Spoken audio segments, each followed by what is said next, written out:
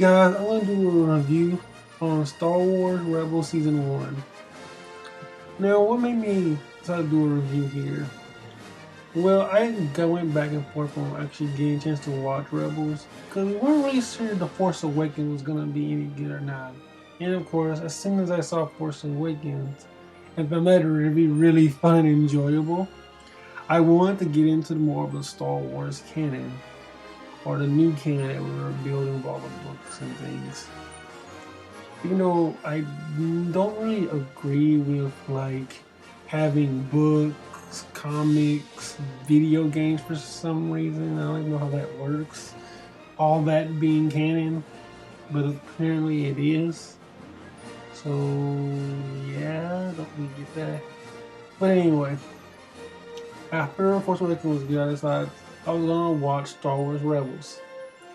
And first, I just watched it in like parts. An episode would come on here and there, and I would check it out. And it was funny because when I actually got to start marathoning the episodes, I realized that the season finale of season 1 I had already saw. So it was hilarious when I got to it. Luckily, probably the finale of season 1 is probably one of the best episodes there. I mean, like, I really enjoyed, like, having, like, especially the whole fight with Kanan and the Inquisitor. Like, just the idea that you can have, like, a pistol and shoot it and then turn it back into a lightsaber. Like, and Kanan did this really quickly, unlike Ezra, who, when he gets the lightsaber, you see him, like, shoot it every now and then, but he's not really, like, as adept with it, like as good with it as Kanan is. Like Kanan just took Ezra's lightsabers and just masters it in like 2 seconds, and used to fight the Inquisitor. It's a really awesome fight. I mean, I was like, this is probably the best fight ever in Star Wars history. Like, why didn't George Lucas ever think of that? A lightsaber that can become a gun. Think about this.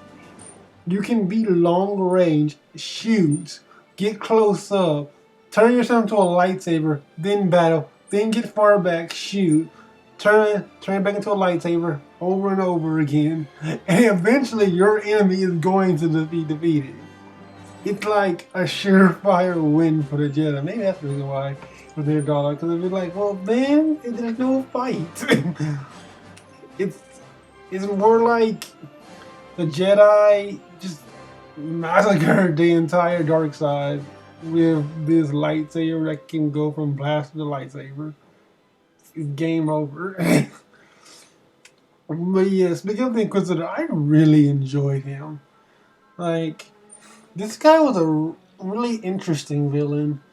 For like the way he just like comes in, he kind of like, I don't think he's like Vader. I'm not sure he's on that level, but he definitely demands authority. And he's not like a Vader ripoff like Kylo Ren was in like The Force Awakens. He's like his own like dark side character, and he's really interesting for that reason. And like just the way he fights, like he's not like even like he's actually not even like Darth Maul. Like where he has to like Darth Maul to flip it over to make it go double, like so he goes like shh. No, he can just hold it like this and then it just starts slurping by itself, like going in a circle. That's pretty awesome right there. And just the way he just demands like authority, like he just takes on Kanan like it ain't nothing. Like, you're nothing to me. I can defeat you with not only use my double lightsaber, I can just use my one lightsaber. I can still defeat you. I know all of your tricks. And like then there's Hera, who we actually got to see in Book of New Dawn, which I really enjoyed her character in that book. I enjoyed her and Kanan's relationship in that book in general. So we got a little taste of Hera in that book. We kind of knew what we would get in the show slightly. I mean, her character's not like exactly like she was in the book. She has changed, she has matured, but it really helps when you read those books sometimes to like build more of a relationship going into the show with those characters. Because when you first start watching Rebels, it just kind of like throws you in. Like, like it doesn't take time to introduce Hera or Sabine or any of the other members of Kanan's crew. They just all like are there. So you don't get time to like learn how each one of them got there. Oh, it's nice that we got like a nice little book called Star Wars: A New Dawn where we get to see that. And overall, I liked Hera in the series. She really, she has a very motherly vibe to her for some reason. It's like she wants to like kind of like take care of like Ezra in a way, like be his mother in some way, and like protect him and protect Chopper and just protect the entire crew in general. And if you think about it, and this is kind of like shipping Kanan and Hera, it's like Hera's the mother of the crew and Kanan's the father. So there's that. But yeah, overall I enjoyed Hera. Ezra got some use. I had to get used to Ezra. You know, throughout the series, like I didn't really think much of Ezra going in, like him being like just like some random kid, got picked up off the streets, lived like some poor life, I guess, or whatnot. I mean, he said his parents were rebels, but overall, I didn't really get into him until maybe about 3 episodes. I mean, I was interested in him and Sparks of the Rebellion a little bit, but at that point in time, I was just literally getting more about Kanan and him being a Padawan and him being a Jedi. And I really just wanted to see that scene where he just pulls out his lightsaber and then like shoots it up. That's another thing. That's a scene that I really just enjoyed in that episode too. Like, I really enjoyed the first episode, even though it was like really fast paced for some reason. Like all things went by very quickly. I enjoyed the first episode a lot, but I still wasn't sold on Ezra at first. But as the series went on, and we got like that scene about him when he's fighting the Inquisitor with Kanan, and Kanan said, "Join the dark side." You didn't see it. I don't know. For some reason, my mind just kind of started thinking because I didn't get to see like all the trailers for the mid-season finale, uh, the mid-season premiere for season 2, and it kept me thinking, this is this a sign of Ezra going to the dark side? I don't know. Maybe I'm overthinking it or looking to places that aren't supposed to be. But there was one episode where you see Ezra is training with Kanan. It's Empire Day. It's after Empire Day, and he has to train this little monster or thing, and he's really frustrated. He can't really do it, and it's because there was a day the Empire took over, and his parents died, and it was his birthday, which is horrible. That Empire Day is your birthday. So sad, so sad. And then, of course, and really said that Empire Day was his birthday. But like near the second half of the episode after that, because at the end of the Empire Day episode, we get the TV continues. In the next episode, we get to see Ezra take control of that monster, and he draws on the power of the dark side, which I just couldn't saw like, oh my god, this is the foreshadowing of Ezra going to the dark side right here. This very scene is how we know that Ezra's going to the dark side. Like, it's there. I don't know how I feel about that now that I'm finished with the season, though. I mean, there's still sometimes like what I like about the idea of Ezra going to the dark side. It's not like where Anakin was.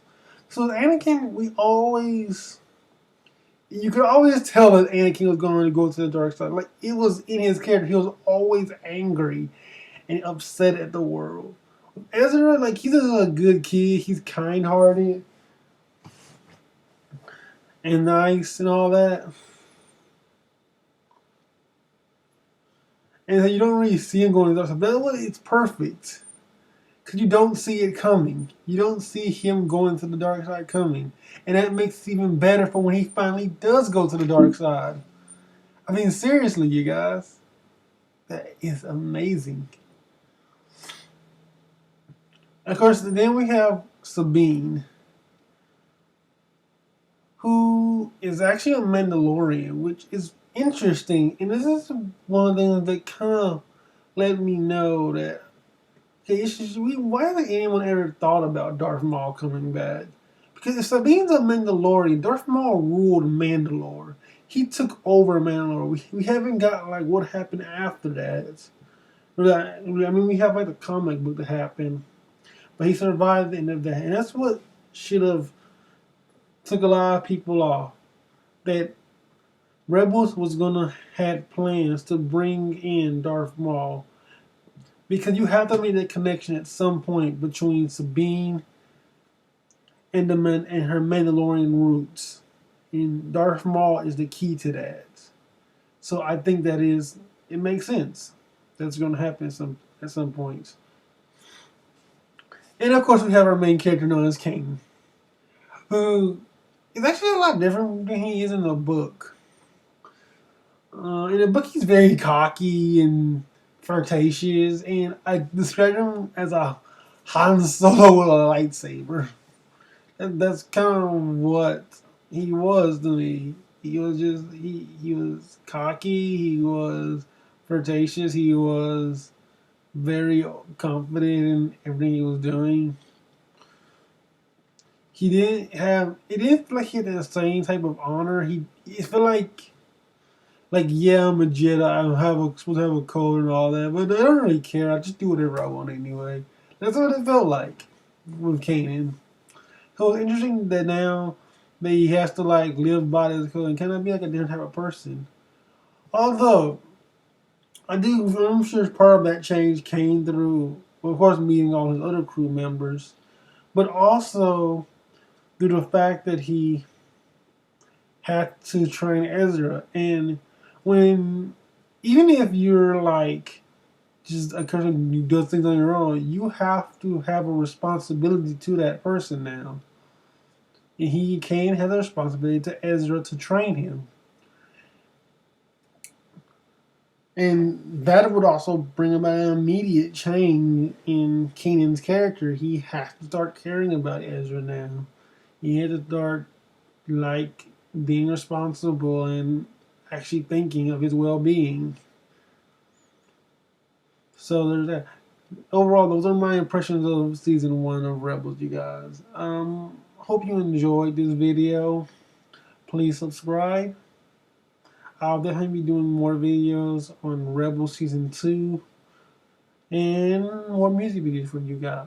Anyway, thanks and keep it awesome.